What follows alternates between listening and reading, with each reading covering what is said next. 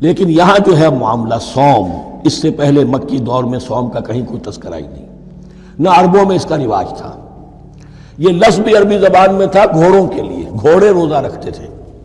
رکھتے کیا تھے بیچارے؟ انہیں رکھوایا جاتا تھا، کیونکہ عربوں کا جو معاملہ تھا وہ لوٹ مار، غارت گری، اور اس کے لیے انہیں چاہیے تیز رفتار سواری، جاؤ حملہ کرو، لوٹو مارو اور بھاگو۔ اونٹ جو ان کی فضا اور ان کے ماحول کے لیے مناسب تھا وہ زیادہ تیز دوڑ نہیں سکتا، اپنی اس ضرورت کے لیے گھوڑا چاہیے تھا۔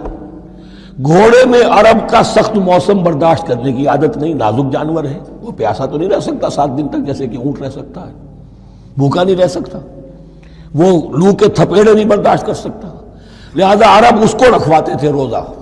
کھانا پینا بند کیا اور اس کے جو ہے منہ کر کے کھڑے ہو گئے جب گرم تیز ہوا چل رہی ہے، خود تو اپنے آپ کو لپیٹ لیا اپنے گھتنے میں، غترہ کہلاتا ہے وہ جو بھی کپڑا اوپر ہوتا ہے، اور وہ اس گھوڑے کو جو ہے وہ ساری آگ اس پر برس رہی ہے تاکہ اس میں عادت پیدا ہو جائے جھیلنے کی، برداشت کرنے کی۔ تو جنگ کے موقع پر کہیں یہ دغا نہ دے جائے، اگر یہ ہمت ہار گیا تو اس کا تو کیا کیا جائے گا، تو اصل میں سوار ہے جو مارا گیا۔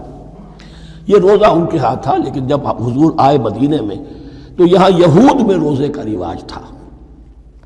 وہ ایک تو عاشورہ کا روزہ رکھتے تھے، اس لیے کہ وہ تاریخ تھی جس میں کہ نجات ملی تھی بنی اسرائیل کو فرعونیوں سے۔ پہلے یہ کہ ہر مہینے میں 3 روزے، اب اگر 30 کے 30 روزے ایک ہی مہینے میں فرض کر دیے گئے ہوتے اور وہ ہوتے جون جولائی کے تو جان نکل جاتی۔ بہترین تدبیر یہ کی گئی ہر مہینے میں، اور یہ موسم سارے آ رہے ہیں اس میں۔ پھر کچھ عرصے کے بعد یہ رمضان کا روزہ فرض کیا گیا۔ پہلا جو روزہ تھا 3 دن کا، اس میں یہ بھی تھی اجازت کہ جو اگر مسافر نہیں ہے، بیمار بھی نہیں ہے، طاقت رکھتا ہے روزہ رکھنے کی، پھر بھی روزہ نہ رکھے تو اس کا فدیہ یہ ہے کہ 1 مسکین کو کھانا کھلائے۔ علی الاطلاق تھا یہ۔ جب رمضان کے روزے کی فرضیت ہو گئی تو اب یہ فدیہ نہیں ہے، البتہ حضور نے اس کو باقی رکھا ایسے شخص کے لیے جو بہت بوڑھا ہے، یا کوئی خاتون بہت بوڑھی ہے برداشت نہیں کر سکتی، یا کوئی بیمار ہے، کسی سخت ایسی بیماری میں ہے کہ روزہ اس کے لیے جان کے لیے ہلاکت کا اندیشہ ہو سکتا ہے، اس کے لیے فدیہ برقرار رکھا۔ عام طور پر صحت مند شخص جو مسافر بھی نہ ہو اس کے لیے یہ رعایت ختم ہو گئی۔ یہ ہے ان آیات کی تعبیر جس پر میں پہنچا ہوں، اور بہت پہلے پہنچ گیا تھا، لیکن چونکہ اکثر مفسرین نے یہ بات نہیں لکھی ہے تو میں جھجکتا رہا، لیکن بعد میں مجھے معلوم ہوا کہ مولانا انور شاہ کاشمیری رحمۃ اللہ علیہ کی رائے یہی ہے، تو مجھے اعتماد ہو گیا۔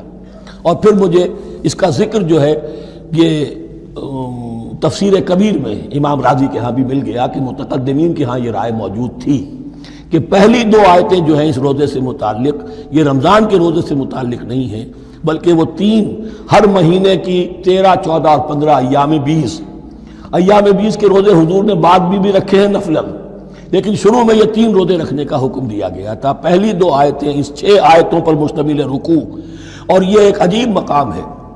قرآن مجید کے احکام بہت دفعہ ہے، نماز کے احکام قرآن میں بہت دفعہ ہیں، کہیں وضو کا ہے، کہیں تیمم کا ہے، کہیں اور نماز خوف کا ہے، مختلف جگہوں پر، لیکن صوم کی عبادت پر یہ 6 آیات کامل ہیں، مکمل ہیں، اس کی حکمت، اس کی غرض و غایت، اس کے احکام سب کے سب اس میں آ گئے۔ اب پہلی 2 آیتیں کون سی ہیں؟ یا ایھا الذین آمنوا کتب علیکم الصیام کما کتب علی الذین من قبلکم لعلکم تتقون، اے ایمان والو تم پر بھی فرض کیا گیا روزہ رکھنا جیسے کہ فرض کیا گیا تھا تم سے پہلوں پر، تاکہ تمہارے اندر تقوی پیدا ہو جائے۔ وہ جنگ کے لیے کرواتے تھے گھوڑوں کو تیار، تمہیں تقوی کے لیے اپنے آپ کو تیار کرنا ہے، بھوک کو قابو میں رکھ سکو، شہوت کو قابو میں رکھ سکو، پیاس کو برداشت کر سکو۔ اللہ کی راہ میں جنگ کے لیے تمہیں نکلنا ہوگا، اس میں بھوک بھی آئے گی، پیاس بھی آئے گی، اپنے آپ کو تیار کرو جہاد کے لیے۔ اور یہ بات واضح ہو جائے گی، اگلے رکوع سے قتال کی بحث شروع ہو جائے گی۔ روزے کی یہ گفتگو ہو رہی ہے تمہیداً قتال کے لیے، جیسے گھوڑوں کو تیار کیا جاتا تھا، صوم رکھوایا جاتا تھا قتال کے لیے۔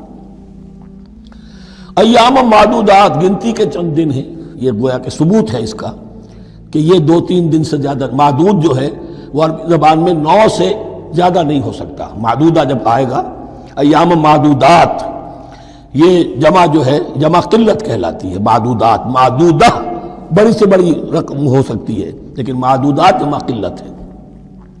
گنتی کے چند روز ہیں. فمن کان منکم مریضا، ان میں بھی یہ رعایت ہے کہ جو تم میں سے بیمار ہو او علی سفر، یا سفر پر ہو، فعدۃ من ایام اخر، تو وہ تعداد پوری کر لے دوسرے دنوں میں. وعلی الذین یطیقونہ، اور جو اس کی طاقت رکھتے ہوں، فدیۃ طعام مسکین، وہ فدیہ دیں ایک مسکین کا کھانا کھلانا. ان آیات کی تفسیر میں جیسا کہ میں نے عرض کیا مفسرین کے بہت سے اقوال ہیں، اب میں اس کی بحث میں نہیں جا سکتا. جو میں نے اپنے مطالعے کے بعد رائے قائم کی ہے میں صرف وہی بیان کر رہا ہوں کہ اس وقت، اور یہ امام راضی کے الفاظ ہیں کہ یہ فرضیت الگ تعیین نہیں تھی بلکہ الگ تخییر تھی. فرض تو ہے روزہ، لیکن اس کا بدل بھی دیا جا رہا ہے، اگر تم نہیں رکھنا چاہتے تو تم ایک مسکین کو کھانا کھلا دو. تو گویا کہ تدریجاً انہیں لانا تھا، چونکہ اس بات کے وہ پہلے سے عادی نہیں تھے. فمن تطوع خیرا فهو خیر اللہ، اور جو اپنی جی سے اپنی مرضی سے خیر کرنا چاہے تو اس کے لیے خیر ہے، روزہ بھی رکھے اور مسکین کو کھانا بھی کھلائے، دونوں کام کرے، تو اس میں کوئی رکاوٹ تو نہیں، اس کے لیے بہتر ہوگا. وان تصوموا، اور دیکھو اگر روزہ رکھو، خیر لکم ان کنتم تعلمون، یہ تمہارے لیے بہتر ہے اگر تم جانو. اب یہاں بھی ایک طرح کی رعایت کا انداز ہے. اب آ رہی ہیں دو آیتیں جو خاص رمضان کے روزے سے متعلق ہیں، حکمت اور غرض و غایت. پھر ایک آیت طویل آئے گی احکام، اور پھر ایک آیت آئے گی لٹمس ٹیسٹ. یہ 6 آیتیں. شہر رمضان الذی انزل فیہ القرآن، رمضان کا مہینہ وہ ہے جس میں قرآن نازل کیا گیا. ھدی للناس وبینات من الھدی والفرقان، لوگوں کے لیے ہدایت، اور ہدایت کے بھی روشن بینات باتیں، والفرقان، اور حق و باطل میں فرق کر دینے والی چیز. فمن شہد منکم الشہر، تو جو کوئی بھی پائے اس مہینے کو، یا جو شخص بھی مقیم ہو اس مہینے میں، مسافر نہ ہو، فلیصم، اس پر لازم ہے کہ روزہ رکھے. اب وہ وجوب علی التخییر ختم ہو گیا، اب وجوب علی التعیین، اب یہ لازم ہے، یہ رکھنا ہے. ایک رعایت باقی رکھی، ومن کان مریضا او علی سفر فعدۃ من ایام اخر، جو بیمار ہے یا یہ کہ سفر پر ہے وہ تعداد پوری کر لے دوسرے دنوں میں. یرید اللہ بکم الیسر ولا یرید بکم العسر، اللہ تمہارے ساتھ آسانی چاہتا ہے، سختی نہیں چاہتا. یہ لوگ اپنے اوپر سختیاں جھیلتے ہیں، شدید جو ہے سفر کے اندر بھی روزہ رکھے ہوئے، حالانکہ یہاں اجازت دی ہوئی ہے. یہ بلکہ حضور نے ایک مرتبہ ایک سفر میں کافی سرزنش کی، کچھ ایک جہاد اور قتال پہ نکلے تھے، لیکن کچھ لوگوں نے اس سفر میں بھی روزہ رکھ لیا. نتیجہ یہ ہوا کہ سفر کے بعد جہاں منزل میں اب جا کر خیمے لگانے تھے وہ نڈھال ہو کر گر گئے. جن لوگوں کا روزہ نہیں تھا انہوں نے پھر وہ خیمے لگائے، منزل کا کام کیا. تو حضور نے فرمایا کہ لیس من البر الصیام فی السفر، روزے رمضان اس میں سفر میں روزہ رکھنا کوئی نیکی کا کام نہیں ہے. لیکن ہمارا تصور اور ہے، 105 بخار چڑھا ہوا ہے، روزہ نہیں کھولوں گا، میں روزہ تو میں نے رکھا ہوا ہے، یا روزہ تو میں نہیں چھوڑوں گا.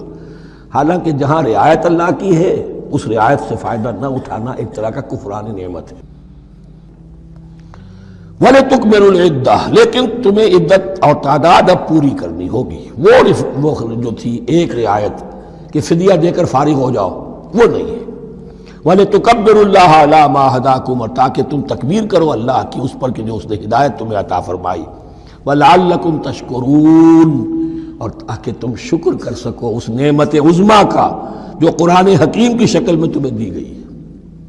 اس موضوع پر میرا کتابچہ عظمت صوم اور عظمت صیام و قیام قرآن، اس میں یہ سارے مضامین تفصیل سے آئے ہیں. کیا حکمت ہے، کیا غرض و غایت ہے، کیا مقصد ہے، اور آخری منزل کیا ہے.